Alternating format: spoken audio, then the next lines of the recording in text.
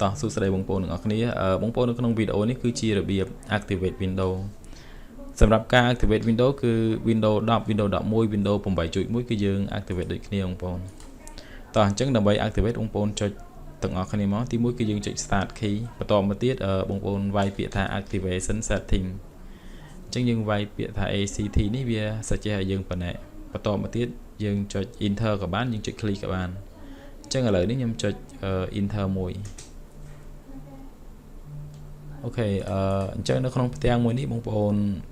សម្រាប់បងប្អូនដែលចង់ activate យើងរើពាក្យថា change បដាក់ key បន្តមកទៀតយើងចុចពាក្យថា change នេះមកអូខេនៅក្នុងផ្ទាំងមួយនេះបងប្អូន pass key ដែលខ្ញុំផ្ញើជូនបងប្អូនទាំងអស់គ្នាហ្នឹងតោះឥឡូវយើងចុច control V ទាំងអស់គ្នាមកអូខេបន្តមកទៀតបងប្អូនចុចពាក្យថា next អញ្ចឹងនៅក្នុងផ្ទាំងមួយនេះបងប្អូនចុចពាក្យថា activate ប៉ុន្តែដោយសារតែឥឡូវនេះ Windows របស់ខ្ញុំវាមាន license ហើយអញ្ចឹងខ្ញុំសូមចុចបិទតែសម្រាប់បងប្អូនទាំងអស់គ្នាបងប្អូនត្រូវចុច activate នេះអូខេអញ្ចឹងនៅពេលដែលយើងចុច activate ហើយបងប្អូនមើលកន្លែង activation state របស់យើងនេះអញ្ចឹងវានឹងចេញពាក្យថា Windows is activated with digital license ហើយកន្លែង link to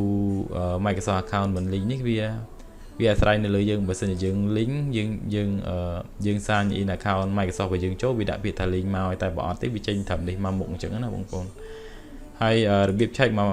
កវិធីទៀតហ្នឹងគឺយើងអាចចុច start ជាមួយនឹងអក្សរ O ហើយយើងវាយពាក្យថា slmgr.vbs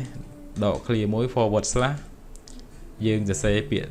ថា xpr ហើយយើង enter មួយមកអញ្ចឹងនៅពេលដែលយើង enter បងប្អូននេះវា load ផ្ទាំងមួយនេះមកវាដាក់ថាម៉ាស៊ីនរបស់យើងហ្នឹង is permanently activated អញ្ចឹងបានន័យថាម៉ាស៊ីនរបស់យើងគឺបាន activate ហើយអូខេអញ្ចឹងសម្រាប់ការ activate គឺមានប៉ុណ្ណឹងសម្រាប់បងប្អូនដែលចង់បាន license យកទៅ activate បងប្អូនអាចតាក់ទងមកតាមរយៈលេខទូរស័ព្ទដៃរបស់ខ្ញុំនេះបានឬក៏ Telegram ក៏បានដែរ